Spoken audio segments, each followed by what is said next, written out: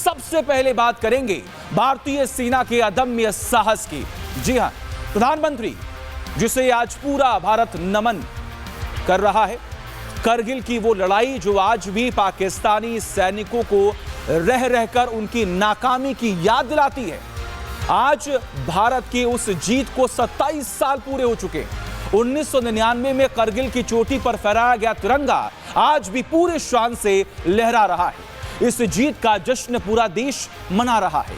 कश्मीर से लेकर कन्याकुमारी तक भारतीय सेना के अदम्य शौर्य की कहानियां हैं। देश कैप्टन विक्रम बत्रा को याद कर रहा है। देश उन वीर सपूतों को याद कर रहा है जिन्होंने करगिल में घुसपैठ करने वाले पाकिस्तानियों को उसी बर्फ में दफना दिया था। करगिल विजय दिवस के मौके पर प्रधानमंत्री ने देश को बधाई दी, सेना के इस शौर्य को सलाम किया। इस मौके पर द्रास में वीर जवानों के सम्मान में देश भर से लोग पहुंच रहे हैं। रिपब्लिक भारत की टीम ने उनमें से कुछ लोगों से बातचीत भी की, सुनवाते हैं आपको। ऑपरेशन विजय के जो वीर जवान हैं उनको श्रद्धांजलि तो अर्पित की जा रही है, लेकिन इन सब के बीच देखिए रक्षा मंत्री राजनाथ सिंह भी यहाँ पर पहुंचे हैं और उनके लिए एक खास तोहफा यहाँ पर लेकर आया है। तमाम जो पूर्व यहाँ पर आर्मी के ऑफिसर्स थे जिन्होंने सर्व किया, इसके अलावा आप देखिए सिटीजन सोसाइटी ऑफ इंडिया के लोग भी मौजूद हैं। सबसे पहले तो मैं अपने कैमरा पर्सन को कहूंगी कि वो आपको ये तस्वीरें दिखाएं। ये जो आप अलग अलग कलश यहाँ पर देख रहे हैं, 27 कलश यहाँ पर मौजूद है। 27 नदियों का पानी इसमें मौजूद है और 27 अलग अलग वॉर मेमोरियल की मिट्टी भी इसमें मौजूद है।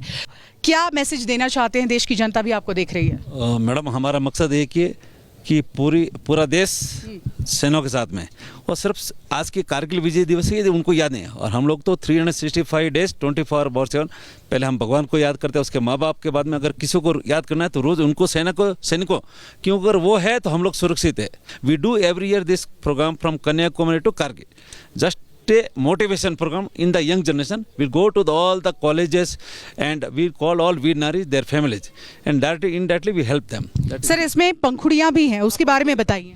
मैडम, जो शहीद हुए थे कारगिल युद्ध के दौरान, जैसे अभी हम यहाँ पर आए हैं तो अभी हम उनसे अनुमति लेके थोड़ी पंखुड़ियाँ ले लेंगे, जैसे राजनाथ सिंह रक्षा मंत्री चढ़ाई है वो लेके हम लॉकर में दे। हम लोग सिर्फ नदियों का पानी रखते हैं, ये पवित्र मिट्टी रखते हैं और पंखुड़ियाँ रखते हैं। आपने देखा देश का जज्बा, जैसा कि रक्षा मंत्री ने आज यहाँ से आह्वान भी किया कि जरूरी नहीं है कि सैनिक जो है वही देश की रक्षा सुनिश्चित करे। एक आम इंसान होने के नाते आपके दिल में भी ये जज्बा होना चाहिए, क्योंकि अगर आपके दिल में ये जज्बा होगा तभी देश की एकजुटता जो है वो दुनिया के सामने एक साथ आएगी।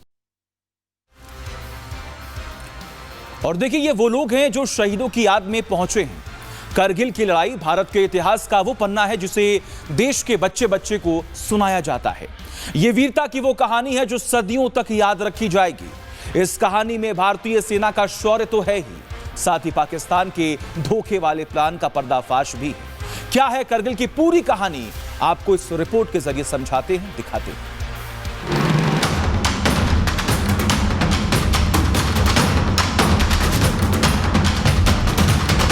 मैं हमारे बहादुर वीर शहीदों को विनम्र श्रद्धांजलि अर्पित करता हूं और साथ ही उनके परिवारों को भी अपना स्नेहपूर्वक नमन करता हूं। बहादुर सैनिकों ने हमेशा अपने शौर्य का परिचय दिया, पराक्रम का परिचय दिया। 27 जुलाई 1999, करगिल, जम्मू कश्मीर। इस तारीख को 27 बरस हो चुके हैं। करगिल यानी वो लड़ाई जो हर भारतवासी के लिए सिर का ताज है। वो लड़ाई जिस दिन भारत ने पाकिस्तान के चालबाजी वाले मंसूबों को बर्फ में दफन कर दिया। करगिल की जीत सिर्फ जीत नहीं, शौर्य का जीता जागता हस्ताक्षर है।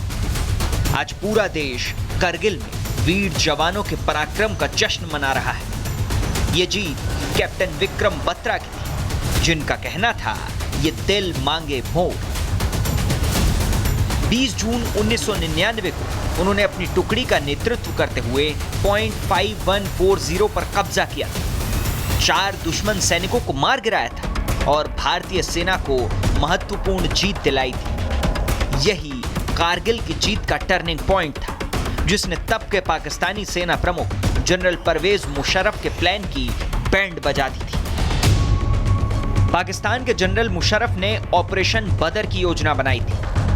प्लान यह था कि सर्दियों में पाकिस्तान के सैनिक करगिल और लद्दाख के इलाकों में भारत की चोटियों पर कब्जा करेंगे, क्योंकि सर्दियों के वक्त दोनों तरफ के सैनिक बर्फबारी की वजह से ऊंची पहाड़ियों से नीचे आ जाते थे और पाकिस्तान का मकसद था कि भारतीय चोटियों पर कब्जा कर लद्दाख और सियाचिन तक का उसका संपर्क काट दे, ताकि मजबूरी में भारत कश्मीर के मुद्दे पर बातचीत के लिए राजी हो। लेकिन भारत ने 26 मई 1999 को ऑपरेशन विजय की शुरुआत कर मुशर्रफ को हिला डाला। पाकिस्तान के कब्जे वाले मकसद की धज्जियां उड़ गई और 2 महीने तक चली इस लड़ाई के बाद 26 जुलाई 1999 को भारत की पूर्ण विजय हुई और चौकियों पर भारत ने दोबारा नियंत्रण हासिल कर लिया।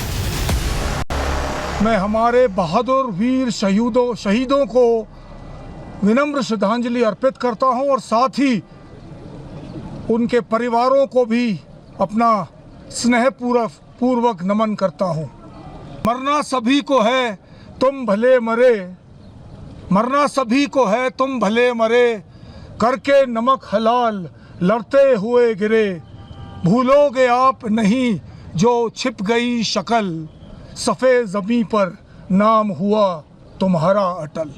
भारतीय सेना का जो योद्धा है वो विश्व में किसी भी सेना के सैनिकों से इतना बढ़ चढ़कर है कि उसका मुकाबला भी नहीं किया जा सकता।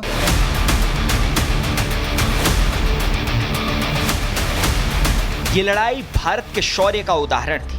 भारत ने बता दिया था कि वो अपने हिस्से की 1 इंच जमीन से भी समझौता नहीं करेगा, फिर चाहे वो बर्फ से ढकी हो या फिर समंदर में समाई हो। जो हमारा है वो हमारा है, फिर चाहे इसके लिए किसी की जान लेनी पड़े या फिर अपनी शहादत देनी पड़े, भारतीय सेना पीछे नहीं हटेगी। यहाँ पर आप देख सकते हैं in the memory of all the jawans जिन्होंने ऑपरेशन विजय के दौरान शहादत दी थी, उनके लिए यहाँ पर आप देखिए अलग अलग जगह पर सभी के नाम जो हैं लिखे हुए हैं। ये एक अलग तरह से वीर भूमि में ट्रिब्यूट उन्हें दिया जा रहा है। मेरे ठीक पीछे ये पहाड़ियाँ आप देख रहे हैं, टुलुलिंग की ये पहाड़ियाँ हैं।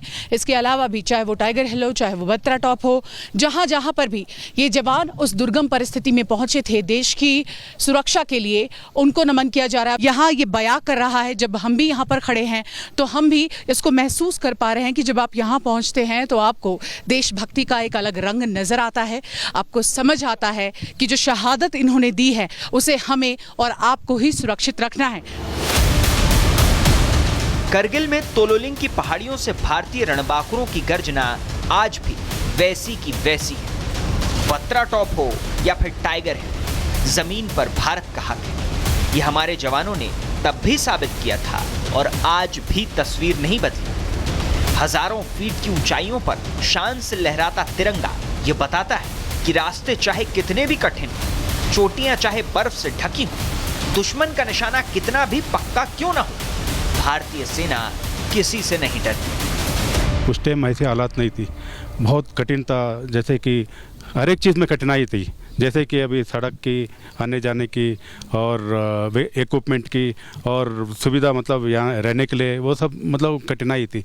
आज के ज़माने में काफ़ी फ़र्क पड़ा है और खास करके पिछले 10-12 साल के पहले से अभी काफ़ी डिफरेंस हुआ है, मतलब परिवर्तन हुआ है।